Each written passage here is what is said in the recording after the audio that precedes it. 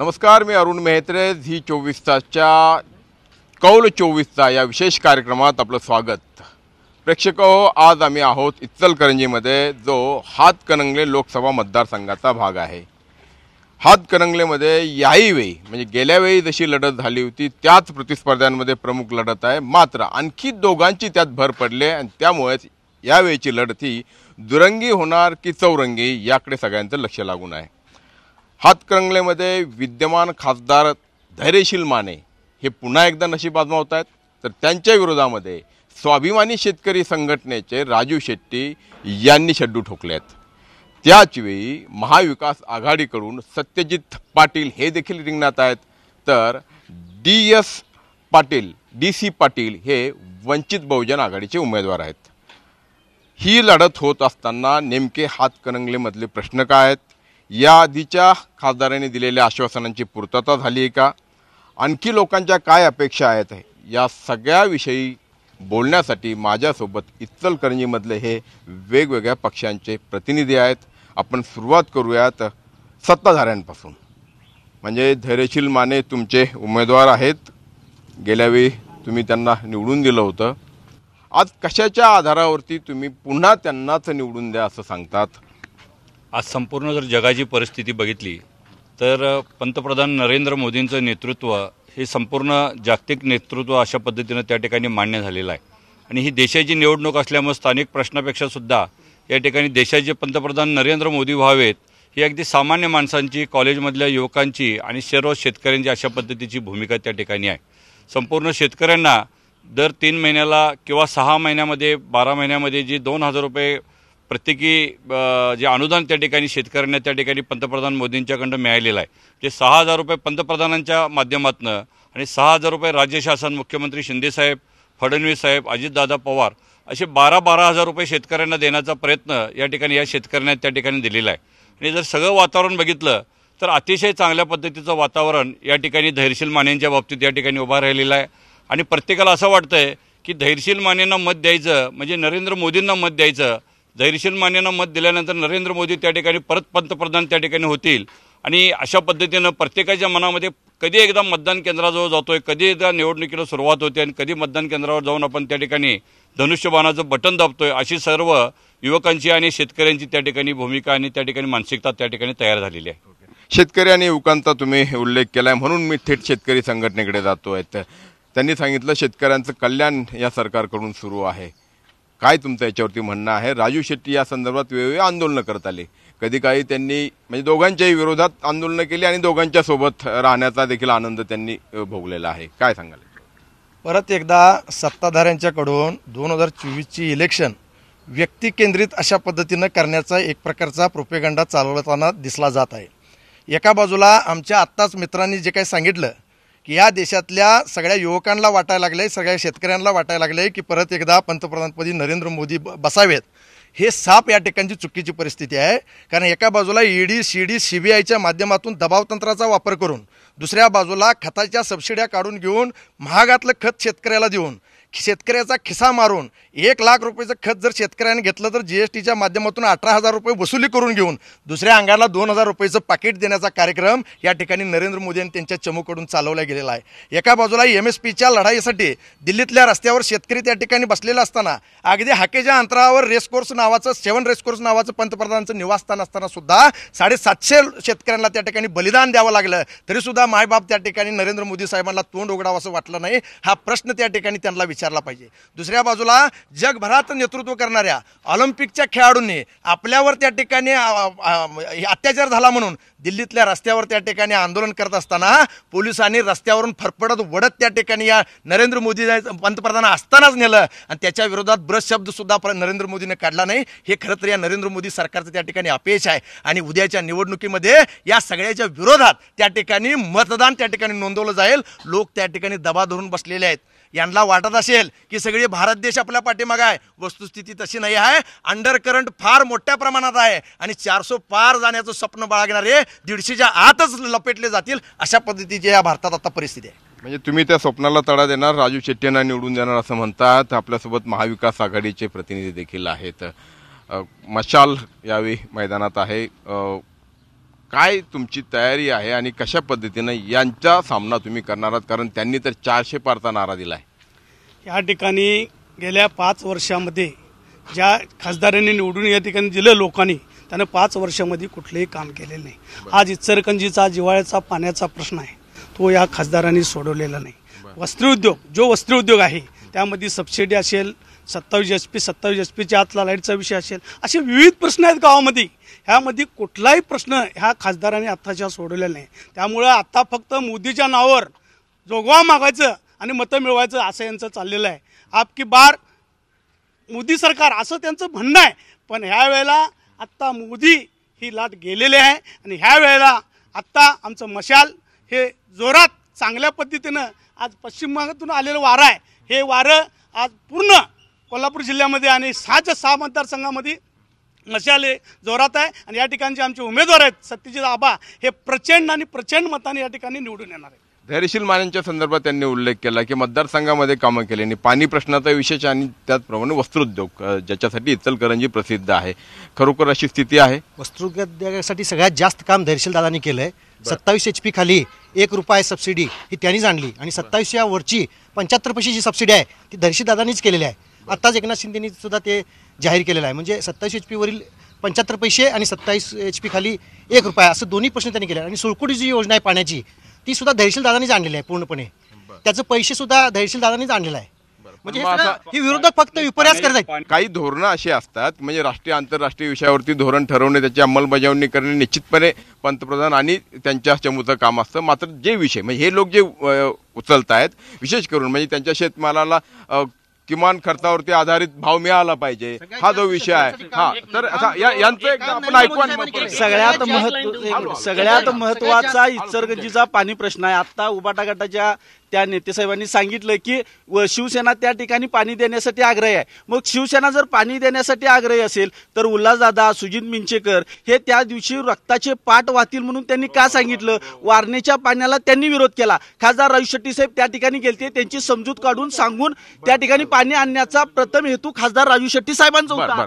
पण शेतकऱ्यांचे प्रश्न जे आहेत त्यांनी सांगितलं. परत तुमच्याकडे आलो. मी सन्माननीय आमच्या सगळ्या मित्रांचा आदर करतो, परंतु अजून सगळ्या आमच्या काही ठराविक मित्रांना या देशामध्ये लोकशाही याचाच विसर पडलाय का काय असं मला वाटतंय. कारण त्यांनी मगाशी एक प्रश्न विचारला की त्या नेत्यांना कुणाला नेतृत्व द्यायचं हे सांगावं, आम्ही अपक्ष म्हणून निवडून आलोय, आम्ही कुणाला नेतृत्व द्यायचं हे ठरवावं. या देशामध्ये राष्ट्राध्यक्ष थेट माणसातनं निवडण्याचा कुठल्याही पद्धतीचा कायदा अजूनपर्यंत झालेला नाही. मला असं वाटतंय की उद्याच्या निवडून तुम्ही तुमच्या नेत्याच्या मार्फत तशा पद्धतीची हुकुमशाही या देशामध्ये लादण्याचा काही प्रयत्न करत असावा का, असा संशय आता भारताला सगळ्या आलेला आहे. त्यामुळे माझं असं या ठिकाणी म्हणणं आहे की देशभरात आमचं तेच म्हणणं आहे, ही जनता इथं लोकशाही आहे, इथं हुकुमशाही नाही. त्यामुळे उद्याच्या 7 तारखेला जनता ठरवल, तुमचं केलेल्या कामाचं मोजमाप जनता करेल. तुम्ही काय चांगली कामं केलाय, काय वाईट केलाय, तुमचा काय सेटबॅक तुम्हाला बसणार आहे हे जनता ठरवेल. तुम्हाला इतका विश्वास तुम्हाला इतका विश्वास त्या ठिकाणी जर 1 लाख मताचा जर असता तर 2-3 पक्ष फोडून आपल्या ठिकाणी मांडीवर बसून एक भ्रष्टाचाराचा आरोप केलेल्यांना मांडीवर बसून लोणी तुम्ही चारला नसता. तुम्हाला भीती आहे वेगवेगळ्या पक्षातले ईव्हीएम आणि बघा ईडी आणि सीबीआयच्या धाकानं लोकांना आपल्या त्या ठिकाणी शरण आणायचं आणि जे येत नाहीत त्यांचा बाजार मांडायचं, अशा पद्धतीची भूमिका काय केली. आता अशोक स्वामी साहेबांनी आता सांगितले की तुम्ही उद्धव ठाकरे साहेबांना का भेटायला गेला. आमचा उद्देश हा फक्त नरेंद्र मोदी साहेबांना विरोध करण्याचा होता. उबाटा गटाचाही उद्देश ताच होता. काय मांडायचं एक असेल, दोघांचा उद्देश एक असेल तर आपण एक मार्गाने लढू, हा एकमेव आमचा उद्देश होता. आत्ताच उद्धव बाळासाहेब ठाकरेच्या प्रतिनिधींनी सांगितलं की जे विजाची सवलतीचा विषय आहे तो आम्ही करत नाही आहे. यापूर्वी महाविकास आघाडीची सत्ता होती, त्यावेळेला वस्त्रोद्योग मंत्री नसीम खान होते.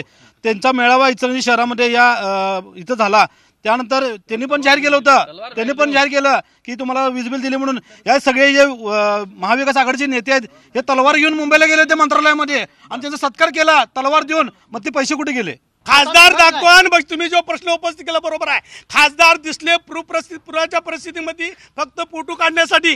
ह्या 5 वर्षामध्ये आमचे मित्र सांगू द्यात. आता इथं तसंच म्हटलं तुम्ही तर ज्या पक्षाचा उमेदवार आहे त्याचा इथे एकही प्रतिनिधी नाही. हे आमचे मित्र आहेत भारतीय जनता पार्टीचे, तिकडे शेतकरी संघटनेचे आहेत, आम्ही उबाटा गटाचे आहे. ह्या 5 वर्षामध्ये धैर्यशील मानानं कुठलं काम केलंय एक हिने मला कागदावर दाखवा. इचलकरंजी नगरपालिका 2014ला आम्ही राजू शेट्टीला घेऊन कांद्यावर नाचलो. इचलकरंजी खासदारला महायुती म्हणून कांद्यावर घेतलो. आज आम्ही परत घेणार पण तुम्ही यावेळी राजू शेट्टींना का नाही घेतलं? तुम्ही राजू शेट्टींना आधी 2014ला आमची महायुती होती साहेब. महायुतीमध्ये आमचा शिवसेना पक्ष होता, त्यावेळेला आम्ही राजू शेट्टींना खांद्यावर घेतलं.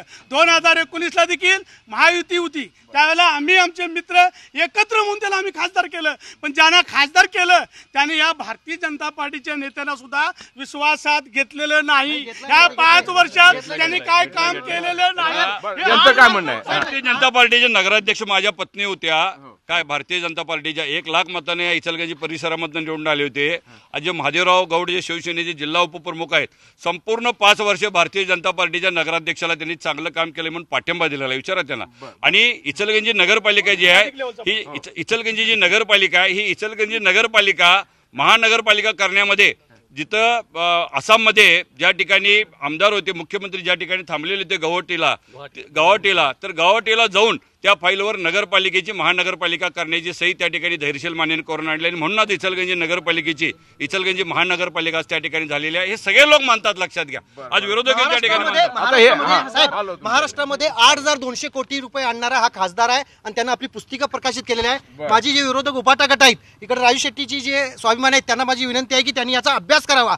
या पुस्तिकेचा 8,200 कोटी रुपये आणले आणि कोरोनाच्या काळात स्वतःचं घर त्यानं क्वारंटाईन म्हणून लोकांना दिलंय. असा पहिला खासदार आहे देशामध्ये. आपण उत्तर घ्या. स्वाभिमानीचं काय? 2021चा ज्यावेळी महापूर आला त्यावेळी सत्ता ही उबाटा गटाची होती. उद्धव ठाकरे साहेब मुख्यमंत्री होते साहेब. त्यावेळी राजू शेट्टी साहेबांनी आमच्या पंचगंगा परिक्रमा काढली. त्यानंतर उद्धव ठाकरे साहेबांनी बैठकीला मुंबईला बोलवलं, सांगितलं तुम्हाला नुकसान भरपाई देतो या. त्या ज्यावेळी साहेब आमची मुंबईला बैठकीसाठी गेले त्यावेळी धैर्यशील माने दादा सुद्धा होते. उद्धव ठाकरे साहेबांनी सांगितलेले 1,000 रुपये गुंठ्याला नुकसान भरपाई देतो. फक्त 135 रुपये देऊन आमच्या तोंडाला पानं पुसण्याचं काम या उद्धव ठाकरे साहेबांनी केलं. आणि त्यावेळी धैर्यशील दादा सुद्धा होते. त्यावेळी का तुमच्या तोंडातून आवाज निघाला नाही? का तुम्ही आमच्यासाठी रस्त्यावर परत उतरला नाही आणि सांगितलं नाही उद्धव साहेबांना की तुम्ही फक्त 135 रुपये दिल्यात? अहो, एकराचं पैसे किती झालं? 5,000-5,500 रुपये. आमच्या नांगराला सुद्धा तेवढे पैसे. आता जे उद्धव ठाकरे शरद पवारांसोबत आहे, त्या शरद पवारांकडे देखील राजू शेट्टी गेले होते, तिकडे जुळलं नाही आणि पुढचं राजकारण झालं. हे बघा, एक लक्षात घ्या, सन्माननीय उद्धवजी ठाकरे यांच्याकडं सन्माननीय आमचे खासदार जे माजी खासदार राजू शेट्टी साहेबांनी पहिली ज्यावेळी भेट घेतली तर या कोकणातल्या एका ह्या आपल्या मतदारसंघातल्या एका बंधाऱ्यातून त्या ठिकाणी पलीकडे एका प्रोजेक्टला बंधाऱ्यातलं पाणी उपसून अदानीला देण्याचा घाट त्या ठिकाणी घातला होता. आणि त्याच्या विरोधात शेतकऱ्याच्या तोंडचं पाणी पळवून एखाद्या उद्योगपतीला द्यायचं अशा पद्धतीचं षड्यंत्र जर सरकार करत असेल तर त्याच्या विरोधात मला पाठिंबा मिळावा, शेतकऱ्याला पाठिंबा मिळावा म्हणून ही भूमिका ठेवण्यासाठी त्या ठिकाणी उद्धव ठाकरे यांच्याकडे मध्ये विधान परिषदेचा एक विषय आला होता, त्यामध्ये यादीत नाव त्यांचं होतं, पण ती यादी राज्यपालांनी. हे तुम्ही जे बोलताय साहेब, तुम्ही जे बोलताय ते महाविकास आघाडीचं ज्यावेळी सरकार सन्माननीय उद्धवजी ठाकरे मुख्यमंत्री झाले त्यावेळेचा तुम्ही विषय मांडताय. ज्या 12 राज्यपाल नियुक्त जे 12 विधान परिषदेचे आमदार द्यायचे होते त्या आमदारांची नियुक्ती तत्कालीन त्या ठिकाणी राज्यपालांनी का अडगणीत ठेवली? अजून सुद्धा त्याचा निकाल लागलेला नाही. शेतकऱ्याची कार्यकर्त्यांना विनंती आहे की मोदी साहेबांनी जे 2,000 रुपये शेतकऱ्यांसाठी खात्यामध्ये जमा केलंय त्याचा पण आकडा त्यांनी सांगावा. आमच्या मित्रांना एकदा त्यांचा संभ्रम दूर करायला सांगा. त्यांना प्री इलेक्शन वोट मागायचा आहे का आफ्टर इलेक्शन वोट मागायचा आहे हे एकदा त्यांना स्पष्ट करायला हवा. प्रत्येक वेळेला निवडणूक झाल्यानंतर कुणाला पाठिंबा द्यायचा आहे, कुणाचा हात बळकट करायचा आहे, अशा पद्धतीची भूमिका जर ते मांडत असतील तर हे राष्ट्राध्यक्ष मग प्री इलेक्शन वोट मागायचं असेल तर 2014च्या निवडणुकीमध्ये ज्या वेळेला नाही मी सांगतो 2014च्या प्री इलेक्शन तुम्ही वोट मागणार आहे का आफ्टर इलेक्शन नाही ऐका 2014च्या निवडणुकीमध्ये प्रत्येक शेतीमालाला हमीभाव देतो म्हणून या इथं कोल्हापूरला लागून एक सांगली जिल्हा आहे आणि सांगली जिल्ह्यातील कमळावर उभा राहिलेल्या एका उमेदवाराच्या प्रचारासाठी ज्यावेळी त्या काळचे मुख्यमंत्री गुजरातचे आणि उमेदवार पंतप्रधान पदाचे त्या ठिकाणी ज्यावेळी आले होते त्यावेळी शेतीमालाला सरसकट उत्पादन खर्चाच्या 1.5 पट हमीभाव देतो म्हणून ठामपणानं जाहीर सभेत सांगितलं होतं. मला सांगा 10 वर्षे सत्ता भोगली 10 वर्षे सत्ता भोगली ऐका म्हणून तुम्हाला सोडलं ऐका स्वर्गीय गोपीनाथ मुंडे यांच्या विनंतीला मान देऊन गुजरातमध्ये जाऊन या मुद्द्यावर त्या काळच्या महायुतीला